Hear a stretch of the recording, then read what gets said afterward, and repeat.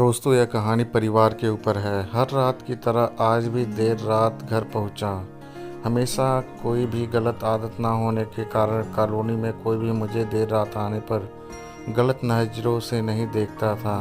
मैं हमेशा इस बात को लेकर गर्व करता था कि लोग अपने बच्चों को मेरी उपलब्धियों का उदाहरण देकर अच्छा पढ़ने लिखने की सलाह देते थे। खैर, यही सब सोचते हुए मैंने अपनी चाबी से घर का दरवाज़ा खोला। हालांकि मुझे पता था कि जब तक मैं घर नहीं पहुंचता तब तक नीलम को नींद नहीं आती थी, पर मैं अपने 5 साल के बेटे अमन को नींद से नहीं जगाना चाहता था।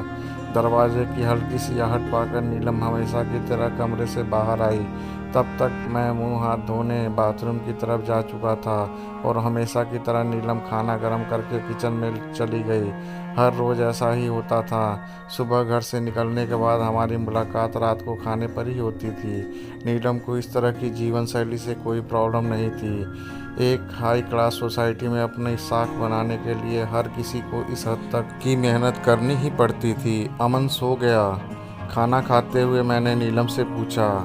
नीलम ने जवाब दिया, हाँ, काफ़ी देर से आपका इंतज़ार कर रहा था, लेकिन फिर इंतज़ार करते करते ही सो गया। नीलम ने शिकायत भरे लहजे से कहा, लेकिन हर बार की तरह मैंने मुस्कुराकर बात को टाल दिया। अगली सुबह रात को देर से सोने के कारण हर रोज़ मैं सुबह देर से ही उठता था, लेकिन जब तक मैं उठता था तब तक अमन स्कूल चला जाता था।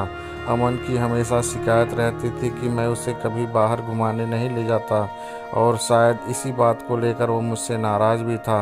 हमेशा की तरह मैं उठकर नीलम को आवाज़ लगाई और बाथरूम में घुस गया।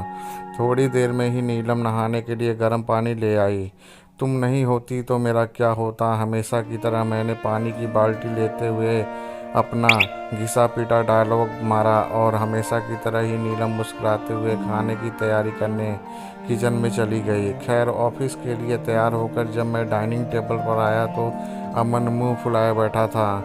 क्या बात है जनाब, आज स्कूल नहीं गए? मैंने प्यार से अमन के बालों पर हाथ घुमाते हुए बोला। आज संडे है, अमन ने गुस्से भरे आवाज़ में कहा। काम की भागदौड़ में मैं यह भी भूल गया कि आज संडे है और आज दिन में मैंने अमन के साथ मूवी जाने का प्रॉमिस किया था, लेकिन आज तो मुझे क्लाइंट मीटिंग के लिए ऑफिस जाना था। मुझे ऑफिस जाते देख अमन को अपना मूवी प्लान खतरे में पड़ता दिखाई दे रहा था और शायद इसीलिए वो मुझे गुस्से से बात कर रहा था। पापा, आप 1 घंटे के कितने पैसे कमा लेते हैं? अचानक अमन ने पूछा। अमन ने पहले कभी इस रवैये से मुझसे बात नहीं की थी। शायद गुस्से में उसने ऐसा कह दिया। लगभग 1000 रुपये, मैंने कहा। क्या आप मुझे 500 रुपये उधार दे सकते हो? अमन ने कहा। लेकिन तुम्हें पैसे क्यों चाहिए? मैंने थोड़ा गंभीर होते हुए अमन से पूछा।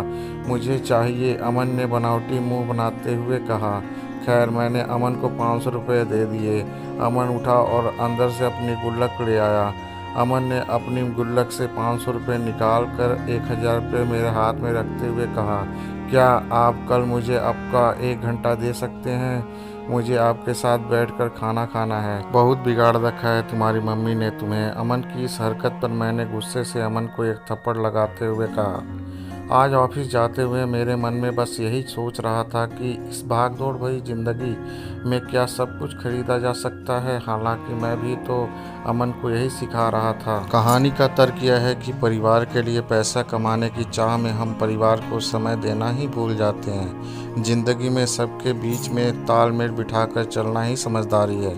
दोस्तों, अगर हमारी यह वीडियो आप लोगों को पसंद आई हो तो वीडियो को लाइक करें, शेयर करें और चैनल को सब्सक्राइब ज़रूर करें।